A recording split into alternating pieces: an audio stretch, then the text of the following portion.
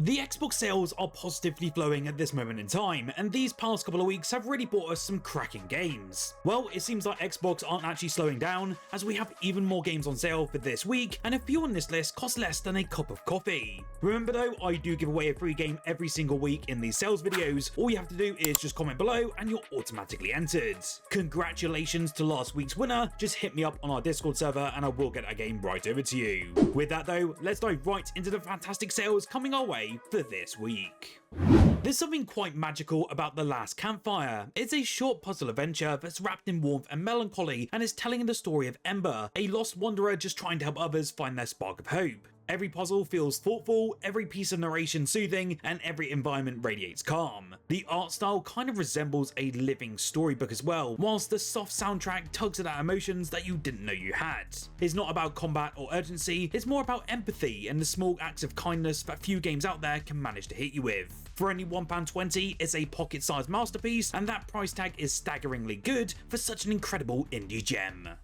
If you love strategy games just like me, and if you want a city builder without stress, timers, or even armies tearing your hard work apart, then Before We Leave definitely needs to be in your basket for this week. In this one, you essentially guide a reborn civilization, rebuilding from ruins to reach the stars once again. The tone is quite hopeful and incredibly relaxing, as it's just you, your people, and the soothing hum of its progress. It's more about harmony than conquest though, where your only enemy is poor planning. The colourful hex-based worlds also make expansive colonies a joy to watch, and gentle music that adds such a sense of wonder as your settlers thrive. It really is a wholesome strategy game with no pressure attached to it, and at £3.20 after an 80% discount, it's a pure value pick this week. I was surprised when I actually started this one for the very first time, and it's actually one of my favourite indie games that I tried a few years back now. Sniper Elite 5 Deluxe Edition is now down to £16 this week, and that's actually a really good price point for such a great entry into this franchise. Each mission in this game takes you across occupied France, and it gives you a massive sandbox of options. You can basically creep through shadows, set traps, or even deliver that one perfect long distance shot that lands in glorious slow motion. Of course, the X-ray kill cam never loses its charm, but there's some strategy beneath that spectacle. They added even more to the co-op and invasion modes as well, which are very welcome additions, and it turned every encounter into a chess match of stealth and timing. The Deluxe Edition, which I'm actually including today though, does bundle all of the DLC, ensuring hundreds of hours of extra maps and weapon upgrades for you to tinker with. It won't be a game for everyone, but if you love stealth-focused games, this is a rare win in that genre that's definitely worth playing. Uncomfortable silence, flickering lights, and echoes that sound almost human. Pneumata thrives on that dread.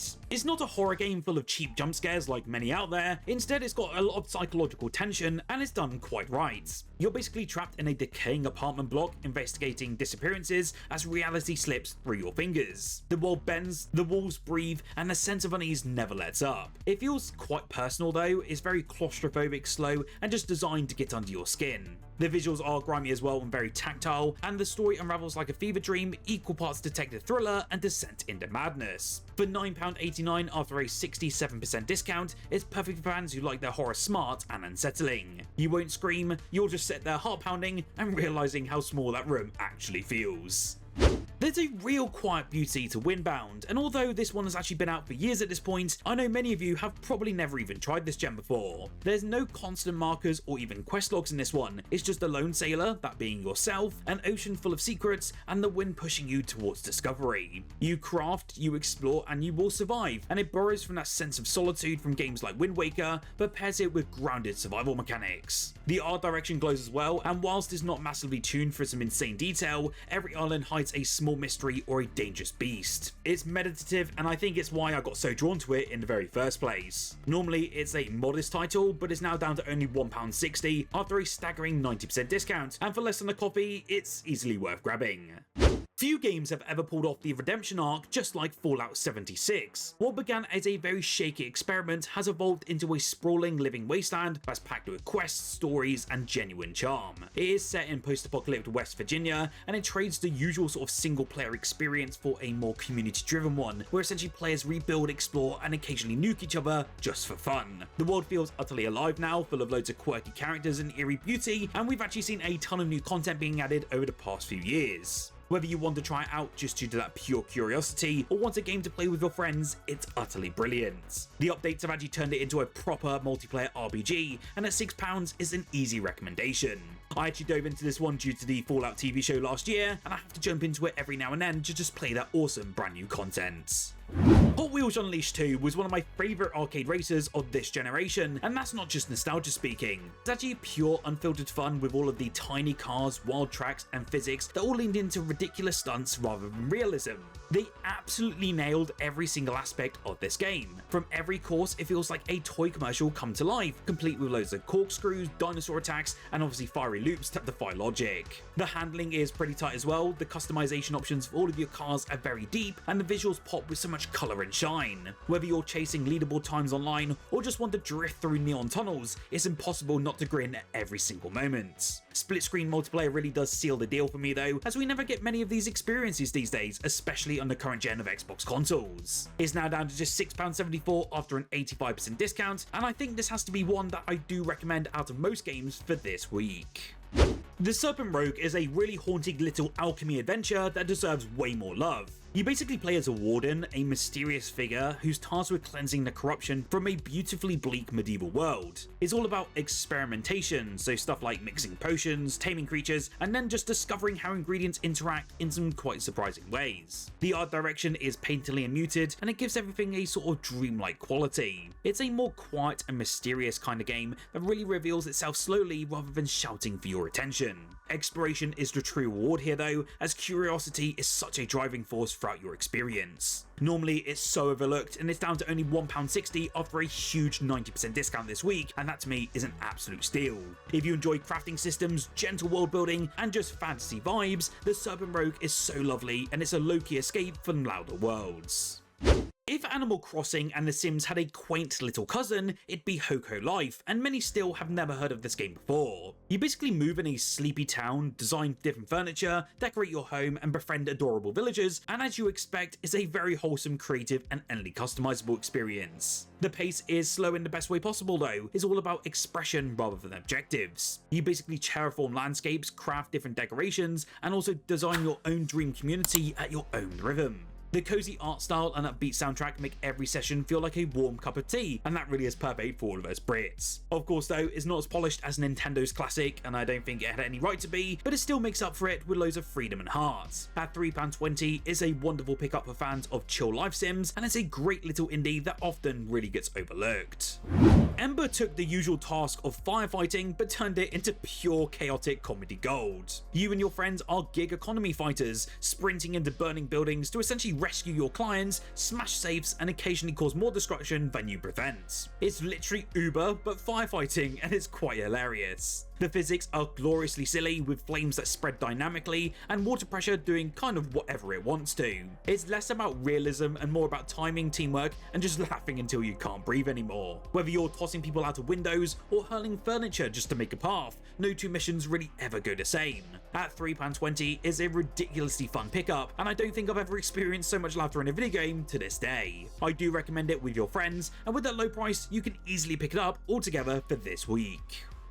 Steelrising took the Souls-like formula and really dropped it into an alternate history French Revolution, where killer automatons roam the streets of Paris, and it's bloody excellent. You might think that it sounds like a wild ride, and you're not wrong here. The main protagonist you play as is called Aegis, a mechanical ballerina that's turned bodyguard who slices through clockwork horrors with so much finesse. This is such a really underrated Souls-like, not just in terms of its visual style, but because the game inherently stays true to the roots of Dark Souls 1, so there's no over-the-top abilities or even overworked systems like others within this genre. Now is the best time to try it as well, as the Bastille edition, which I'm currently highlighting, is going for about £8.77.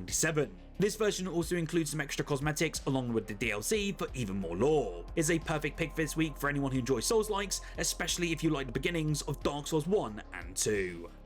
If you miss the frantic energy of Left 4 Dead, Back 4 Blood is the spiritual successor that you've all been waiting for. Now at 90% off and down to just a tenner, this is a massive deal for endlessly replayable co-op shooter elements. It is developed by the original creators of Left 4 Dead, and is a co-op shooter that puts you and your squad against waves of grotesque mutated enemies called the Ridden. The Ultimate Edition though, which I'm highlighting, unlocks every piece of premium content, including all the expansions, extra characters, weapon skins, and so much more, and that kind of gives you another 50 to 100 hours of added value. value. In this one though, it was a bit weird and a bit mixed, as they did add a card-based perk system, and it basically lets you modify your gameplay and build out unique strategies for each mission. For sure, it was not my cup of tea when it did launch, but I know there's a ton of content here for a low price point. If you're looking for a co-op shooter that has a ton of content and is pretty fun around the edges, then definitely dive into Black for Blood if you can. At just under £2, thanks to a whopping 90% off, we have a real hidden gem, and I actually know a couple of people on our Discord server have been talking about this indie gem pretty recently. The Last Oricru, the final cut, puts you in a sci-fi fantasy world that's caught in a civil war, and every decision you make has real impact on the factions around you. The combat node actually blends melee and magic with a sort of Souls-like flavour, but what sets it apart is how your choices matter, as you can ally with one side, betray them, or even try to manipulate all of them at the same time. The final cut version though polishes the experience with improved systems and visuals, however it still isn't the prettiest game, as there is certainly a few bugs here and there. Even so, this is certainly worth grabbing even just to experience its branching narrative paths, but don't go into it expecting a masterpiece. Like I said, there are a few rough edges on this one, but for the low price point, it's certainly still worth diving into. One game that I was never familiar with until this sale started a few days ago now was called the Inquisitor, and it's a surprising gem but I'm so glad that I stumbled across. This one though is set in a grim alternate timeline where you play as Mortimer Maldorin, a holy investigator that's enforcing divine law through interrogations, investigation, and yes, the occasional sword fights. The atmosphere is quite oppressive and morally murky, mixing mystery solving with supernatural tension. The dialogue and writing are absolutely incredible here, as it really pulls you deep into a world where faith and fanaticism really blur into something pretty terrifying. It's slower paced but dripping with intrigue, and my mind is kind of still blown with what I experienced. It's slightly pricey still at £25 after a modest 30% discount, but it's one that's so worth that little bit high price tag. Monster Hunter Rise takes Capcom's legendary hunt formula and really cranked up that momentum. With wire bugs that let you zip across through the air and new monsters that are inspired by Japanese folklore, it's faster and flashier than Monster Hunter World, and yet it's still deep and satisfying. You'll do stuff like crafting weapons, learn some different attack patterns, and then take down towering beasts in co-op or solo play. With every victory, it does feel hard-earned though, but the whole loop of hunt, upgrade, and repeat never gets old. The Nintendo Switch roots, because obviously it was a Nintendo exclusive at the time, does actually show within its pacing, but it runs beautifully on the Xbox Series consoles. At £8.24 after a 75% discount, it's a colossal bargain, and few games nail that long-term progression like this one. Personally, I've never actually been a massive Monster Hunter enjoyer, but this is the only entry that I've played fully and actually enjoyed. I have seen the comments on these sales videos, and I have noticed that many of you have been asking when Black Ops 3 will finally be on sale. Well, you're finally in luck, as this week the Black Ops 3 Zombies Chronicles Edition is on sale, and this one is the most content-packed Call of Duty experience that's ever been made.